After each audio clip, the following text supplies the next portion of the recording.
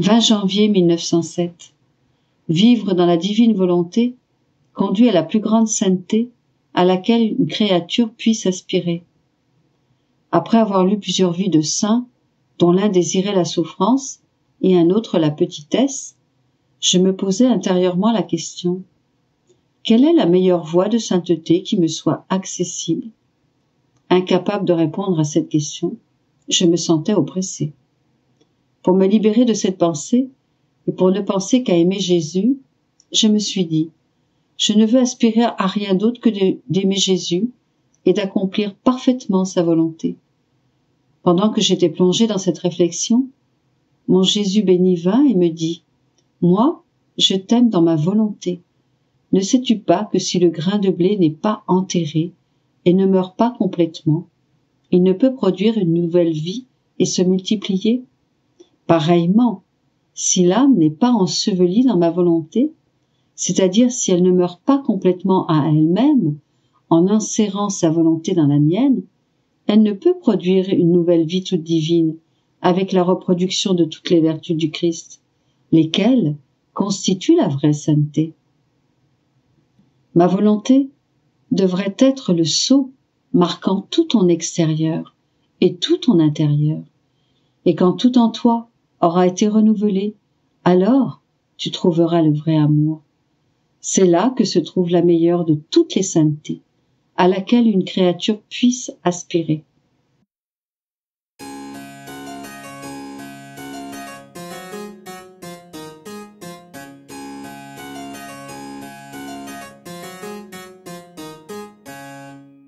« 20 janvier 1912.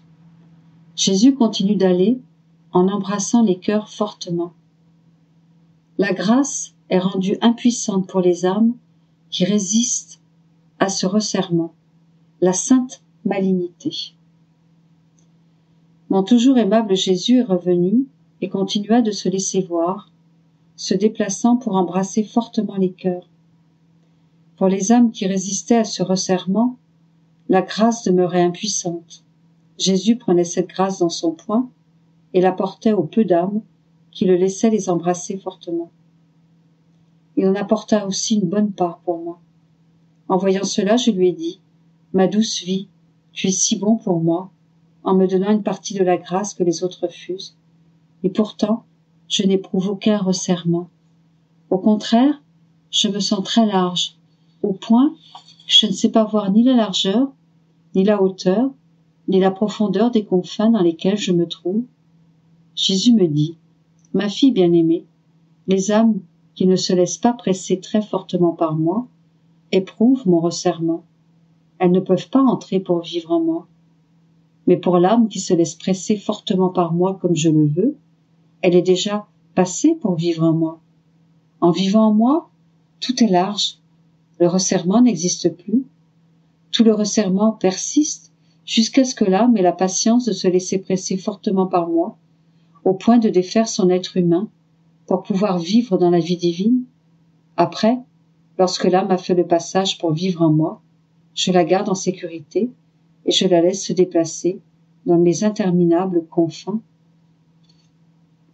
Plusieurs fois même, je dois forcer ces âmes de se mettre un peu plus à l'extérieur pour leur faire voir les malheurs de la terre et leur faire intercéder pour le salut de mes enfants avec une plus grande anxiété, pour que les châtiments mérités leur soient épargnés. Ces âmes se trouvent comme sur des épines. Elles me pressent parce qu'elles veulent entrer en moi, se plaignant que la terre n'est pas pour elles. Combien de fois j'ai fait cela pour toi? J'ai dû me montrer fâchée et renfrognée pour te faire demeurer un peu en place. Autrement, tu ne serais pas demeuré une minute à l'extérieur de moi. Mon cœur sait ce qu'il a souffert en te voyant à l'extérieur de moi, ébranlée, anxieuse et tout en pleurs, alors que les autres font cela pour ne pas se laisser presser fortement par moi. Toi, tu l'as fait pour vivre en moi. Combien de fois n'as-tu pas été fâchée toi-même et capricieuse à cause de cette situation d'être placée à l'extérieur de moi? Ne te souviens-tu pas que nous aussi, nous nous sommes retrouvés en dispute? J'ai répondu: ah oui, je m'en souviens, avant-hier pour être exact. J'étais prête à faire la capricieuse parce que tu m'as placée à l'extérieur de toi. Et puisque je t'ai vu pleurer pour les malheurs de la terre, j'ai pleuré avec toi, et mes caprices sont passés.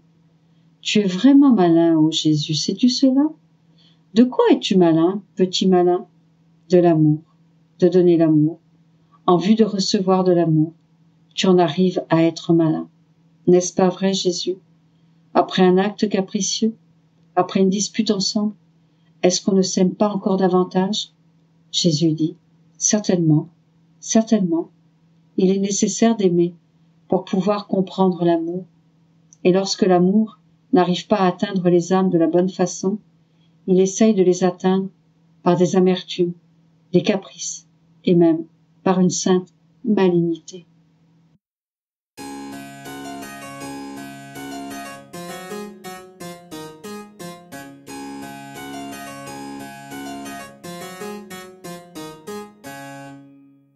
« 20 janvier 1922. Jésus choisit parmi les plus misérables ceux qui doivent vivre dans sa volonté. Pour bien s'y embarquer, l'âme doit oublier ses haillons et les brûler. J'étais très inquiète, mon inquiétude étant amplifiée par le fait que je me voyais comme très mauvaise. Seulement Jésus pouvait savoir la condition misérable de mon âme. Mon doux Jésus, toute bonté, vint et me dit « Ma fille, pourquoi es-tu déprimée? Dans ma volonté, sais-tu à quoi ressemblent les choses propres à une créature? Ces choses sont de misérables haillons, des guenilles causant plus de déshonneur à l'âme que d'honneur, lui rappelant qu'elle était pauvre, qu'elle ne possédait pas même un seul bon vêtement. Quand je veux appeler une âme dans ma volonté, afin qu'elle y fasse sa demeure, j'agis comme un seigneur qui veut prendre dans son palais l'un de ses sujets les plus pauvres, en l'invitant à enlever ses vêtements de pauvre et à revêtir des vêtements comme les siens, à vivre avec lui, pour qu'ensuite il puisse l'informer de toutes ces bonnes choses. Ainsi, ce Seigneur parcourt toutes les rues de la ville, et lorsqu'il trouve l'un des plus pauvres de ses sujets, sans domicile, sans lit, vêtu seulement de guenilles sales, il le prend et l'amène dans son palais, dans un geste triomphal de sa charité. Il exige, cependant, qu'il enlève ses haillons, se nettoie et s'habille des plus beaux vêtements. Pour effacer le souvenir de sa pauvreté, il brûle ses guenilles, parce que, étant extrêmement riche, il ne tolère rien de pauvre dans sa maison. Si cependant, le pauvre regarde en arrière avec regret, en pensant à ses guenilles, et en se désolant parce qu'il n'a rien qui lui appartienne, est-ce qu'il n'offenserait pas la bonté et la magnanimité de ce Seigneur? C'est ainsi que je suis.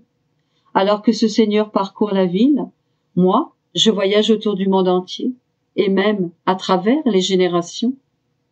Quand je trouve le plus petit et le plus misérable, je le prends et le place dans la sphère éternelle de ma volonté et lui dis « Travaille avec moi dans ma volonté. Ce qui est à moi est à toi. Si tu as quelque chose qui t'appartienne, laisse-le, parce que dans la sainteté et dans les immenses richesses de ma volonté, ces choses ne sont rien d'autre que de misérables guenilles. » Qui veut retenir ses propres mérites, veut garder ce qui appartient aux serviteurs et aux esclaves, pas aux fils. Ce qui appartient au père appartient à ses fils. Quels sont tous les mérites que tu pourrais acquérir en comparaison d'un seul acte dans ma volonté? Tous les mérites ont leur petite valeur, leur poids et leur mesure. Mais qui pourrait jamais évaluer un seul acte dans ma volonté? Personne, personne. Et puis, quels sont tes mérites à comparer aux miens? Écoute, ma fille, je veux que tu laisses tout de côté. Ta mission est très grande. Plus que des mots, j'attends des réalisations de toi. Je désire que tout de toi soit un acte continuel dans ma volonté.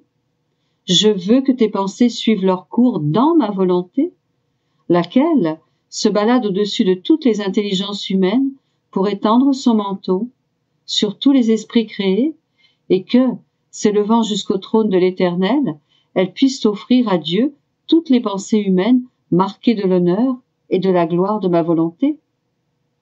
Étends le manteau de ma volonté sur tous les yeux humains, sur toutes leurs paroles, plaçant tes propres yeux et tes propres paroles sur les leurs, les scellant dans ma volonté, pour qu'ils s'élèvent devant la majesté suprême et lui rendent hommage, comme si tous avaient utilisé leurs yeux et leurs paroles dans ma volonté. Ton chemin est très long, c'est toute l'éternité que tu dois traverser. Si tu savais tout ce que tu perds quand tu t'arrêtes, tu me prives alors, non d'un honneur humain, mais d'un honneur divin. Ce sont là les mérites que tu devrais craindre de perdre, non tes haillons et tes misères. Ainsi donc, assure-toi de courir dans ma volonté.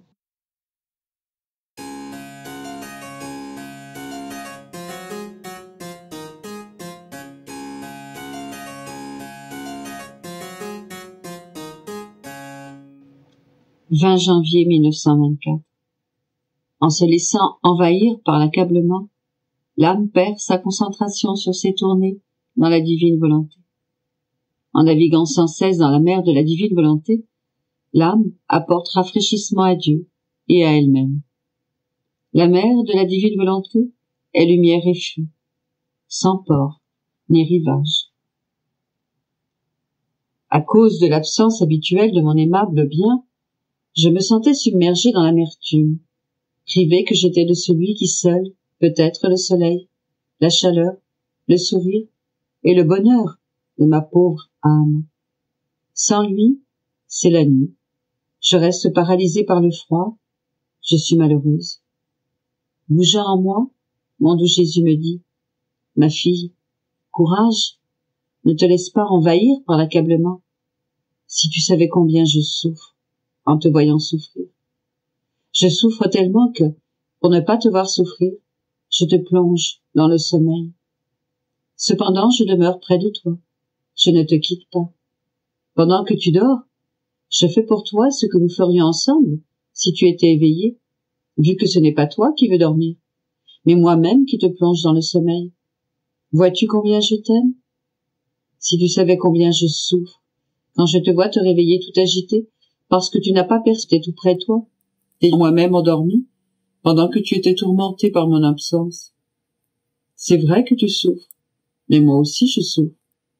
Pendant ce temps, ma volonté coule en toi, et te serre davantage, elle rend notre union encore plus stable. Courage, et souviens-toi que tu es mon petit bateau, dans ma volonté, et que la divine volonté n'est pas une mer d'eau, avec des ports et des rivages, où les bateaux et les passagers font escale, pour se reposer et s'amuser, et d'où plusieurs ne reviennent même plus reprendre la mer. La mer de ma volonté est une mer de lumière et de feu, sans port ni rivage. Par conséquent, il n'y a pas d'escale pour mon petit bateau. Tu dois naviguer sans cesse et à une telle vitesse que tu puisses embrasser l'éternité en chacun de tes battements de cœur et de tes actes, afin qu'ils soient reliés aux battements de cœur et aux actes de chacun. Tu feras la tournée de l'éternité en chacun de tes battements de cœur. Tu prendras tout et nous rapporteras tout ce qui provient de la divinité, pour qu'elle puisse recevoir en même temps qu'elle donne. Mon petit bateau a la tâche de naviguer dans l'immense mer de ma volonté, afin de nous payer de retour pour tout ce qui vient de nous. Cependant, si tu te laisses envahir par l'accablement, tu perds l'attention voulue pour tes tournées, et ne te sentant pas rejointe par les tournées rapides de mon petit bateau, la mer de ma volonté te consume davantage, et tu t'agites plus à cause de mon absence. Mais si tu continues à naviguer, tu es comme une douce brise qui, pendant qu'elle apporte un rafraîchissement à notre feu, te sert à adoucir le tourment dont tu souffres à cause de mon absence.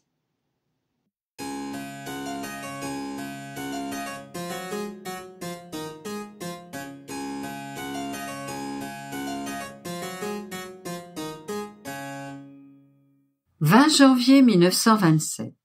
Comment la communion de la divine volonté n'est pas sujette à être consommée.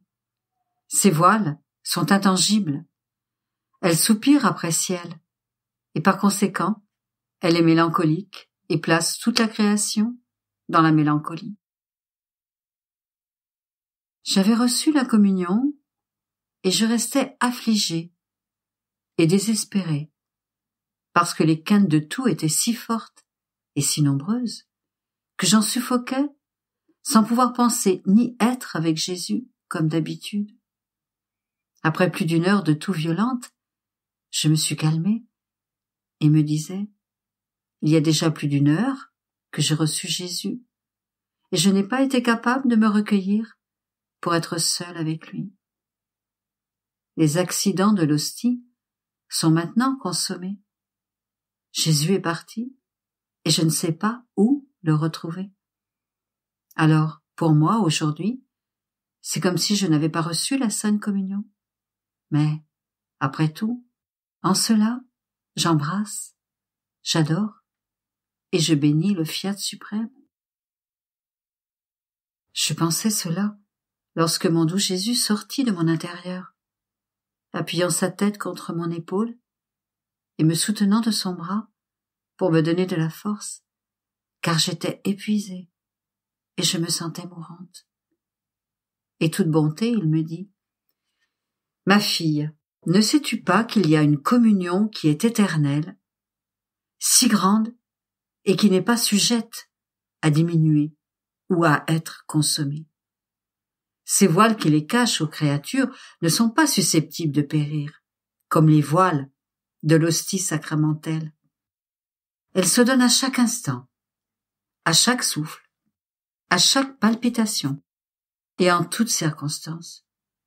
Mieux encore, on doit toujours garder la bouche ouverte pour la recevoir, c'est-à-dire avec la volonté de toujours vouloir recevoir cette communion si grande et continuelle qui, en se donnant, n'est pas sujette à diminuer ou à être consommée. Autrement, elle reste souvent à l'extérieur de l'âme sans y entrer. Tu as déjà compris ce qu'est cette communion si grande et si continuelle. C'est mon divin fiat qui coule comme une vie dans ton âme, comme une chaleur pour te féconder et te faire grandir, comme un aliment pour te nourrir. Elle coule dans le sang de tes veines, dans le battement de ton cœur, en tout. Elle est toujours dans l'acte de se donner à toi si tu veux la recevoir. Elle te noierait dans les communions, tant elle désire se donner à toi, si tu veux la recevoir.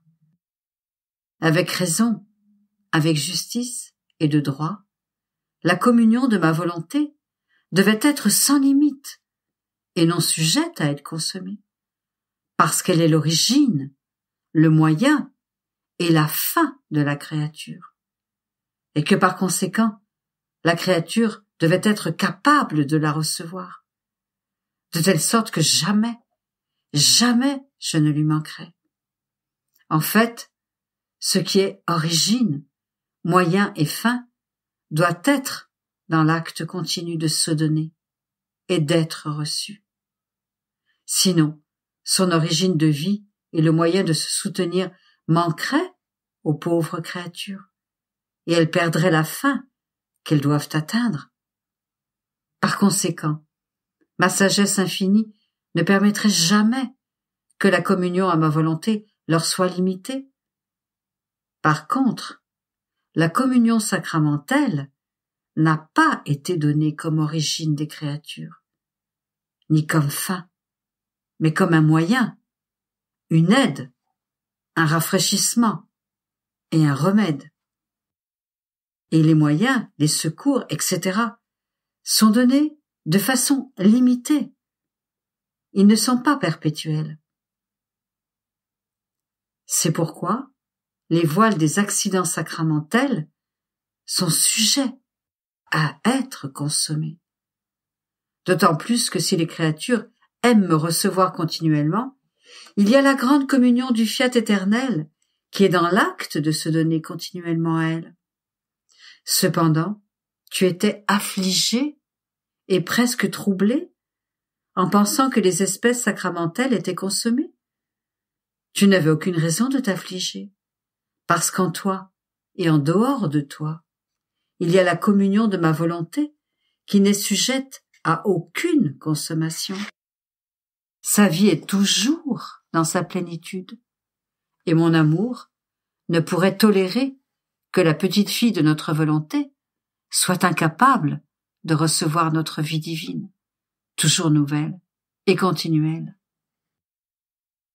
Je continuais cependant de me sentir malade, et en faisant la ronde dans la création, pour suivre les actes de la volonté suprême, j'ai ressenti en moi une note de tristesse, parce que l'obéissance m'avait imposé d'obéir en m'enlevant ma maladie, alors que je soupirais pour le ciel. J'aurais voulu faire un saut du milieu de la création, afin d'atteindre ma patrie tant désirée, en priant les cieux, les étoiles, le soleil et toutes les choses créées de m'accompagner. En fait, comme un était le fiat qui nous donnait la vie, j'avais des droits, disant qu'il ne devait pas me laisser seul, mais qu'il devait me suivre jusqu'aux portes éternelles, en attendant que cette volonté qui m'avait possédé sur la terre me reçoive premièrement dans le ciel. Ensuite, après mon entrée dans la céleste et béatifique volonté, il pourrait se retirer, chacun à sa place. Mais, comme je ne pouvais pas faire cela, j'étais mélancolique en parcourant toute la création. C'est alors qu'une voix puissante, harmonieuse et argentée se fit entendre du centre de la création, en disant: ta note de tristesse s'est communiquée à toutes les choses créées. Tu nous as tous plongés aujourd'hui dans la mélancolie. Sois bien sûr que nous allons tous t'accompagner au ciel. Il est juste que celle qui a été parmi nous, qui nous a tenu compagnie, ne puisse entrer au ciel sans notre compagnie. Mais toute la création restera sans celle qui y apporte la gaieté, qui la garde en fête. Ton écho ne résonnera plus parmi nous, qui nous permettait par ta voix de glorifier et d'aimer cette divine volonté qui nous a créés et nous préserve. Nous perdrons celle qui nous rend visite et nous tient compagnie. La voix s'est tue et je me suis sentie mélancolique. J'ai pensé que j'avais commis un péché pour avoir plongé toute la création dans la mélancolie et dans ma tristesse. J'ai alors désiré la venue de mon doux Jésus pour lui dire le mal que j'avais fait, pour lui dire que la raison pour laquelle il m'avait fait écrire tant de choses concernant la divine volonté, c'était afin qu'elle puisse parvenir aux créatures, de telle sorte que, en vivant de son divin fiat, elle puisse posséder un royaume si saint. Je pensais cela et bien d'autres choses, lorsque mon bien-aimé Jésus se manifesta en moi et me dit: ma fille, tu as raison de vouloir venir, mais il faudra du temps avant que toutes les connaissances de ma volonté sortent et suivent leur cours. Et c'est pourquoi la création a raison de dire qu'elle sera à nouveau plongée dans le silence. Cependant, je ne veux pas t'opprimer. Abandonne-toi en moi et laisse faire en tout ton Jésus. Et moi, mon amour, lorsque tu me prendras au ciel, je prie que ce soit pour bientôt, pour qu'il n'ait pas le temps de m'imposer cette obéissance. Mais alors que je disais cela, il m'a semblé voir les cieux, le soleil et toute la création s'incliner autour de moi pour me rendre hommage. Et Jésus ajouta: ma fille, lorsque tu mourras, la création tout entière t'investira et tu passeras au ciel comme l'éclair. N'es-tu pas heureuse?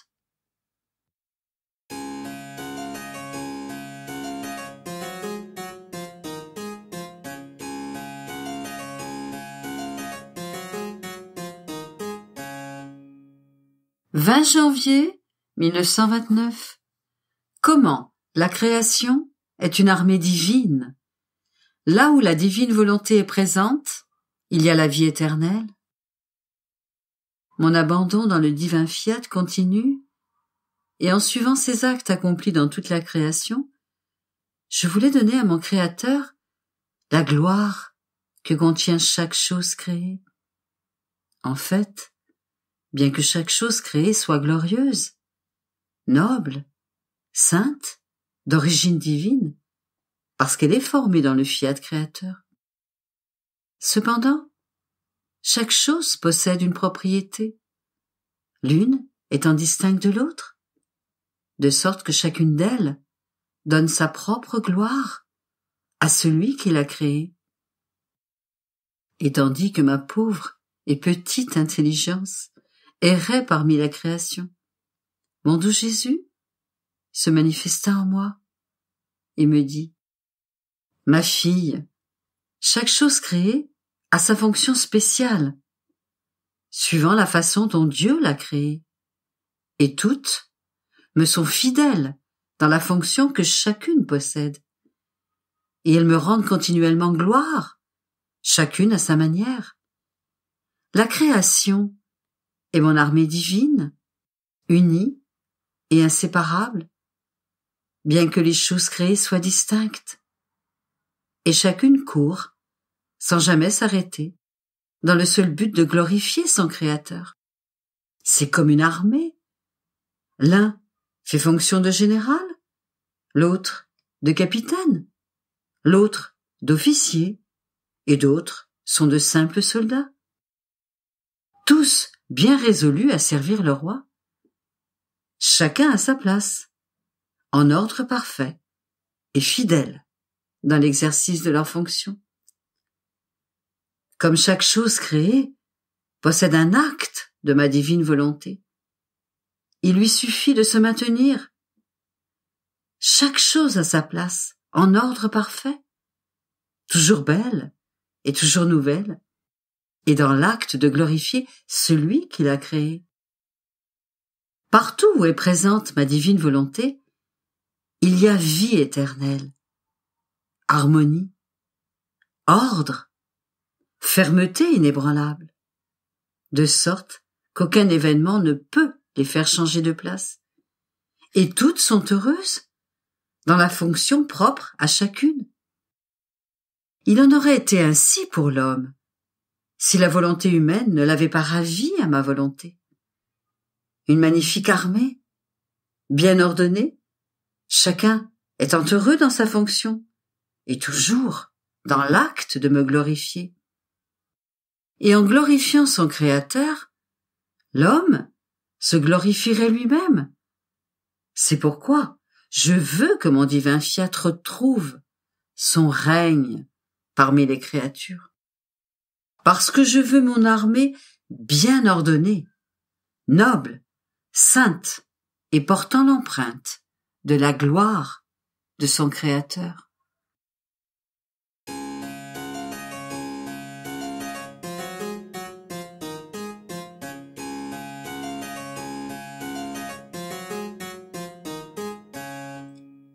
« 20 janvier 1930. Combien belle est la vie dans la divine volonté. L'âme place Dieu dans la condition de répéter ses œuvres. Comment le divin fiat agit comme acteur et spectateur. Je faisais ma ronde dans la divine volonté et j'arrivais au point où fut créée la reine du ciel. Et quand la divinité déposa les vêtements de justice, et comme si elle revêtait des habits de fête, elle renouvelait l'acte solennel de la création, appelait à la vie la créature, qui en vivant dans la divine volonté, seul dessein pour lequel Dieu avait créé l'homme, ne sortirait pas de la maison de son Père, car seule notre volonté humaine nous place à l'extérieur de Dieu, de sa demeure, de ses biens, de sa lumière, de sa sainteté. En créant la Sainte Vierge, Dieu reprenait les fêtes de la création, ses doux sourires, ses saintes conversations avec les créatures, et il débordait de tant d'amour qu'il la fit immédiatement reine de tout l'univers. commandant à tous et à toutes choses de l'honorer comme telle et, prosternée à ses pieds vénérables, de la reconnaître comme reine et de chanter ses louanges. Aussi, à ma façon habituelle, je chantais les louanges de ma mère reine, la saluant au nom de tous, reine du ciel et de la terre, reine des cœurs et céleste impératrice qui règne sur toutes choses, même dans son Créateur. Je vous en prie, disais-je, régnez sur tous, avec votre universel empire, pour que la volonté humaine puisse rendre ses droits à la divine volonté. Régnez sur notre Dieu, pour que le divin fiat puisse descendre dans les cœurs, et régner sur la terre, comme il règne au ciel. Je faisais cela lorsque mon doux Jésus se manifesta en moi pour chanter avec moi les louanges de la céleste maman du ciel. Et me serrant contre lui, il me dit: « Ma fille, que la vie dans ma divine volonté est belle.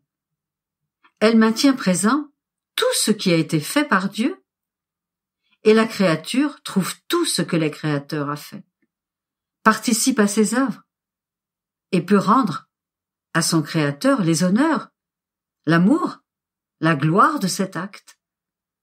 On peut dire que l'âme qui vit dans la divine volonté nous place dans la condition de renouveler nos plus belles œuvres et se fait la répétitrice de nos fêtes.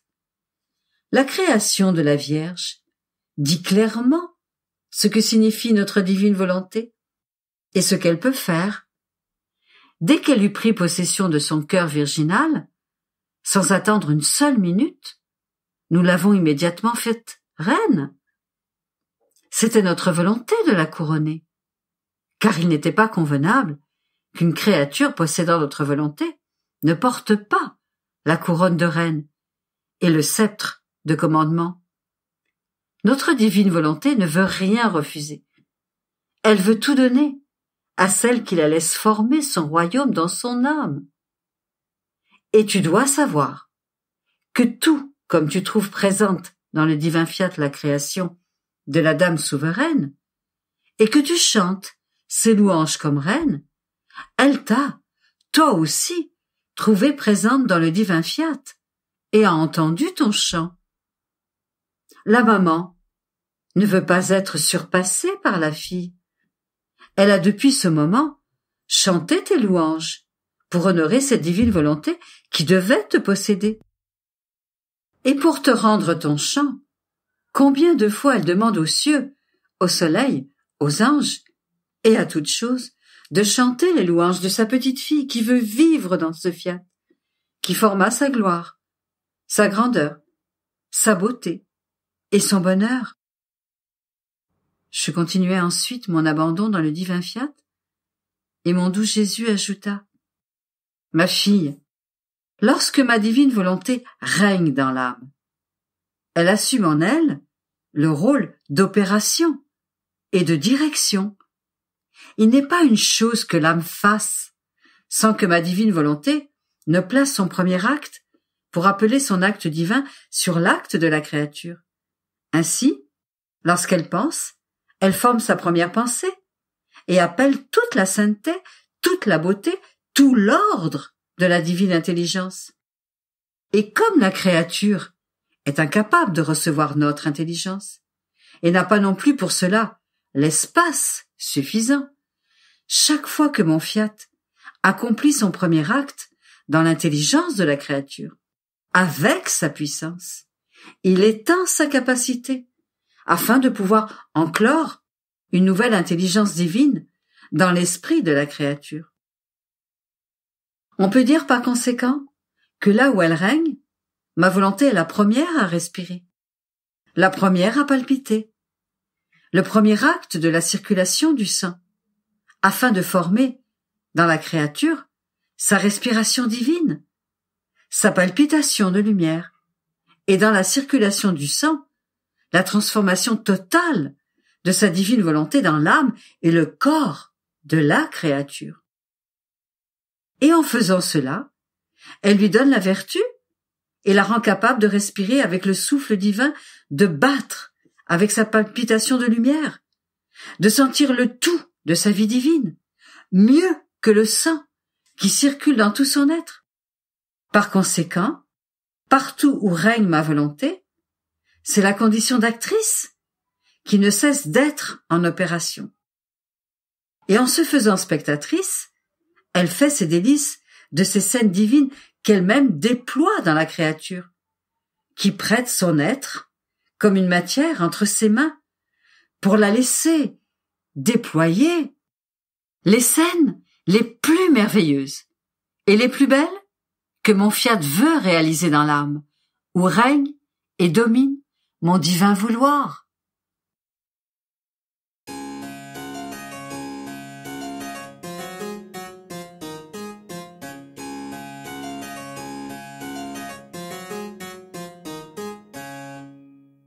« 20 janvier 1935. La vie, dans la divine volonté, fait ressentir à la créature la paternité de son Créateur et le droit d'être sa fille. Mon pauvre esprit se perd dans le divin vouloir, mais à un point tel que je ne sais plus comment répéter ce que je comprends, ni ce que je ressens dans ce céleste séjour du divin fiat. Tout ce que je peux dire, c'est que je ressens la divine paternité qui m'attend entre ses bras pour me dire avec tout son amour: nous sommes entre père et enfant. Viens dans ma paternelle tendresse et mon infinie douceur. Permets-moi d'être pour toi un père, car il n'y a pour moi pas de plus grand plaisir que de pouvoir développer ma paternité. Viens sans crainte. Viens en tant que fille me donner l'amour et la tendresse d'une fille.